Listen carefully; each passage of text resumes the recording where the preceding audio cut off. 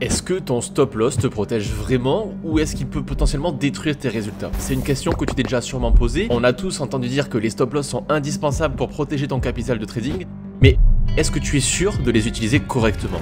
Entre sorties prématurées, mauvais positionnement et la psychologie qui peut parfois prendre le dessus, ton stop loss pourrait potentiellement être ton pire ennemi dans ta quête de réussite. Dans cette vidéo, on va décortiquer ensemble le fonctionnement du stop loss et surtout, je vais te montrer comment transformer ton stop loss en véritable allié pour améliorer tes performances. Attrape les popcorn, installe-toi confortablement, on est parti.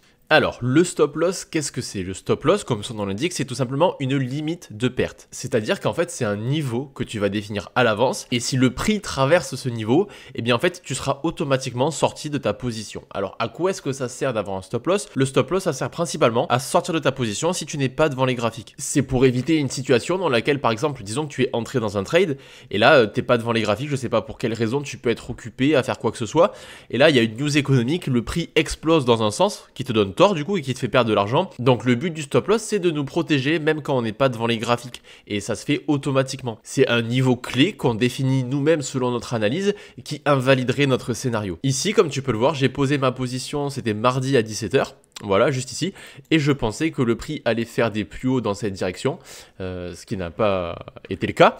Et tu vois, en fait, mon stop loss, je l'ai posé à ce niveau-là, sur ce low. Et alors, je vais t'expliquer pourquoi je l'ai posé juste ici, etc., dans le point suivant. Mais l'idée, tu vois, c'est que j'ai posé mon trade le mardi 7 janvier à 16 h et que j'ai perdu mon trade le mercredi 8 janvier à 8 h. Et donc, ça fait justement que de mardi soir à mercredi matin, je n'ai pas du tout regardez les graphiques. J'ai simplement attendu qu'on vienne toucher mon stop loss et recevoir une alerte parce que voilà, j'ai une alerte qui est posée comme ici ou comme ici, tu vois. J'avais une alerte qui était posée et qui m'a averti le mercredi matin à 8 h sur mon téléphone que j'avais perdu mon trade. Il n'y a pas de souci. Par contre, imaginons que j'avais posé le même trade sans poser de stop loss. Et bien, qu'est-ce qui se serait passé si par exemple le mercredi matin, je n'étais pas disponible, j'avais pas du tout la possibilité d'avoir mon téléphone avec moi? Et bien, ce qui se serait passé, c'est que par exemple, hop, j'arrive à 13 h et je vois que le prix est là et que je suis en perte latente 2 fois plus de ce que j'aurais dû perdre en temps normal. Donc c'est pour ça, dès que tu poses un trade, le premier réflexe à avoir, c'est de placer un stop loss. Alors, le stop loss, où est-ce que tu vas le poser? Eh bien en fait, tout simplement, tu le poses sur un niveau clé qui invalide ton analyse. Par exemple, voilà, ici, mon analyse, si on retourne en arrière, hop, on va faire ça comme ça. Mon analyse était la suivante, je m'attendais à ce qu'on vienne récupérer ces points bas pour partir faire des plus hauts, pour taper cette zone et récupérer ces points hauts. Ok, donc ça c'était mon analyse, mon idée que j'ai cherché à trader. Et donc quel est le point qui invalidait mon scénario? Pour moi c'était celui-là. Pourquoi? Eh bien tout simplement parce que selon moi, si le prix cassait ce niveau, ce dernier point bas, eh bien le prix allait partir jusqu'à cette zone. Voilà, donc en fait à partir de ce moment-là, je me dis ok, je n'ai plus de raison d'être dans un trade en achat, vers cette zone-là, et bien tout simplement parce que je ne vois plus aucun obstacle qui pourrait empêcher le prix d'aller jusqu'à cette zone-là. Voilà, tout simplement. Donc pour faire très simple, passer ce niveau-là, mon analyse n'est plus valide. Et donc il n'y a plus aucun intérêt que je reste en position dans ce trade, si ce n'est qu'espérer que par chance le prix remonte. Voilà, exactement même chose pour la suite du coup. Vous voyez, on a cassé ce point bas là. Du coup, on a eu un mouvement impulsif qui nous a créé un point de structure, donc un haut ici et un bas ici. Et vous voyez qu'ici, on est venu érafler la zone que j'attendais sans pour autant la toucher. Et bien tout simplement ce que ça m'a permis d'identifier, c'est une nouvelle analyse. Et si on était rendu à ce niveau-là, d'ailleurs je partage toutes mes analyses sur Discord, et j'avais partagé cette analyse là, et je pensais très fortement qu'on allait prendre ces points bas et revenir dans cette zone, à minima. Donc j'ai cherché à prendre une vente, c'est ce que j'ai fait. Et donc là, où est-ce que mon analyse aurait été invalidée selon moi? Eh bien mon analyse aurait été invalidée si on avait pris ce point haut, qui est juste ici, voilà. Là où j'ai placé mon stop loss. Donc tu l'as bien compris, tu dois poser ton stop loss à l'endroit qui ruine complètement ton scénario et qui ne lui donne aucune chance de réussite. Ok, donc comme je t'ai dit en début de vidéo, le stop loss, ça va tout simplement couper ta position si jamais le prix vient à le traverser. Et l'énorme avantage du stop loss, c'est que tu peux le bouger. Ton stop loss n'est pas fixe dans le temps, plus ta position va avancer et évoluer, par exemple dans cette direction, plus tu vas pouvoir tout simplement prendre ton stop loss et le décaler pour sécuriser des profits. Ce qui voudra dire que, admettons, tu cherches une plus grande cible, comme ça par exemple, hop, jusqu'à la zone en dessous. Ok, le prix te donne raison, donc est fortement positif. Eh bien toi ce que tu peux faire, c'est prendre ton stop loss qui était ici initialement et le décaler petit à petit pour sécuriser des gains. De façon, en fait, si tu veux, à ce que si par exemple le prix n'atteint pas ton objectif final, n'atteint pas ton take profit, qui est l'inverse du stop loss, le take profit c'est tout simplement pour prendre tes gains automatiquement sans que tu sois devant les écrans. Et bien par exemple, voilà, tu vois, tu es très proche de ton take profit et là le prix vient à se retourner comme ça. Ok, eh bien pour éviter de perdre tous ces profits latents ici et d'encaisser ta perte, eh bien tout simplement tu as pris ton stop loss, tu l'as décalé à un certain niveau et ce qui fait que quand le prix va te donner tort, donc par exemple ici on n'a pas atteint ton take profit et le prix se retourne, eh bien tu auras encaissé tout ça de profit. Voilà. Ok, maintenant je vais te montrer comment faire de ton stop loss un véritable allié. Voici un autre trade dans lequel je suis actuellement, cette fois-ci avec une cible un peu plus longue, voilà. Et là en fait ce que tu peux faire, comme je t'ai expliqué, c'est décaler ton stop loss. Ok. Par contre, qu'est-ce qui peut se passer? En fait, quand tu vas décaler ton stop loss manuellement, eh bien, tout simplement, tu vas être potentiellement en proie à ta psychologie. Comme j'en ai parlé en introduction, peut-être que tu vois ici le prix vient tout juste de partir et peut-être que je vais avoir envie de te passer mon trade, mon stop loss à break-even. Comme ça, je vais me dire, ok, là, si le prix ne part pas dans cette direction, eh bien, au moins, j'ai rien perdu. Souvent, ce qui peut pousser à faire ça, c'est la peur de perdre.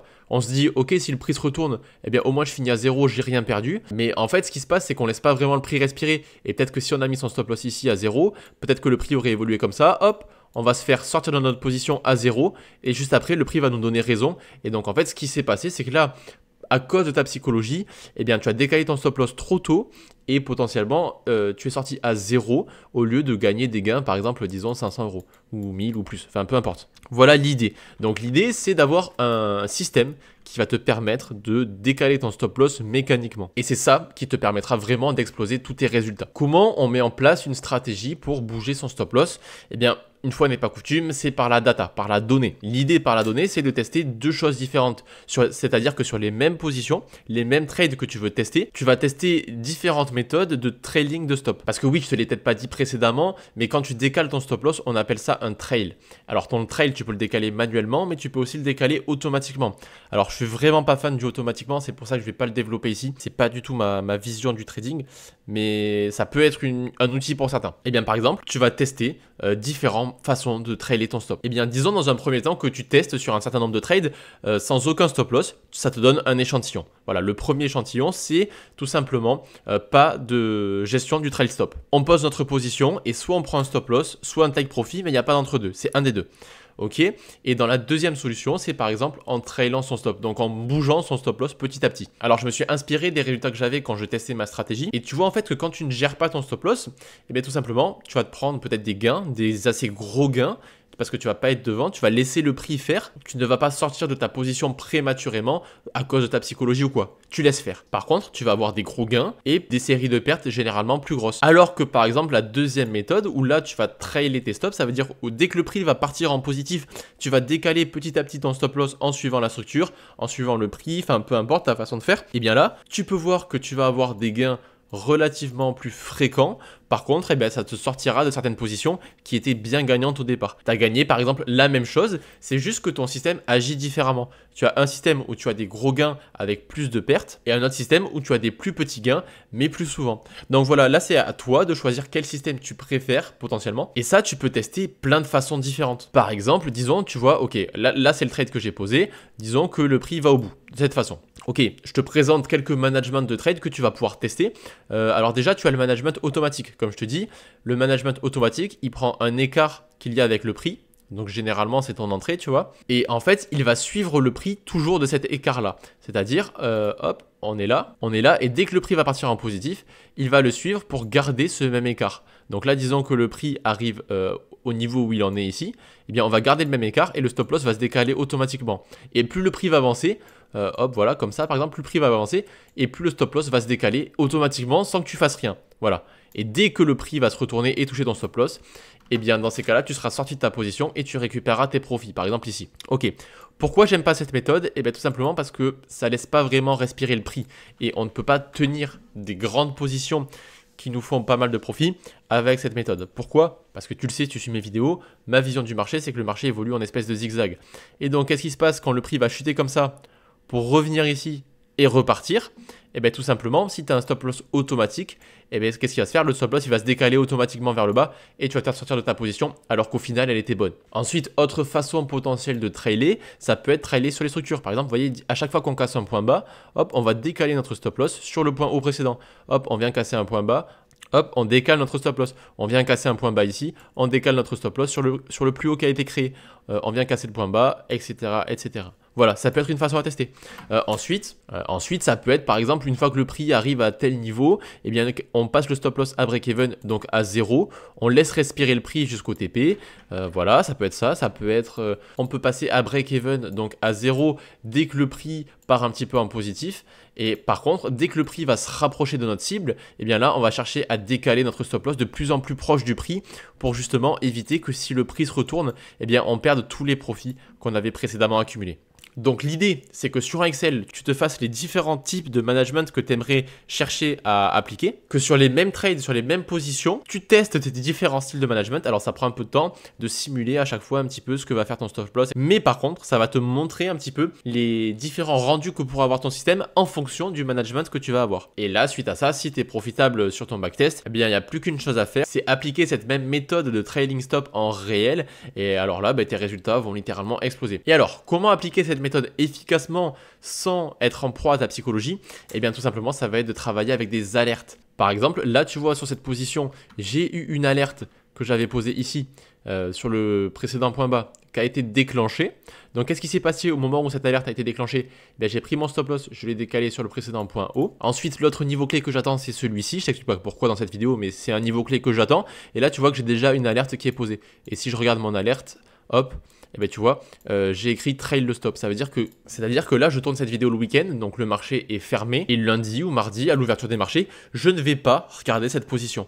Je ne vais pas me torturer la tête à me dire est-ce que le prix va monter ou est-ce que le prix va descendre. Non, je ne regarde plus parce que mes alertes sont en place. J'ai également une alerte sur le stop loss pour me dire quand mon trade est perdu, si jamais. Toutes les heures qui vont s'écouler entre temps, si le prix fait comme ça pendant des jours, eh bien je vais pas me torturer l'esprit et prendre des mauvaises décisions. Parce que qu'est-ce qui peut se passer quand on voit quelque chose comme ça? On peut se dire oh là là, le prix va se retourner contre mon stop loss, je vais chercher à trailer mon stop loss un peu plus agressivement, je vais le décaler alors que pour l'instant on n'a pas encore touché mon niveau clé, mais on ne sait jamais si le prix se retourne, etc.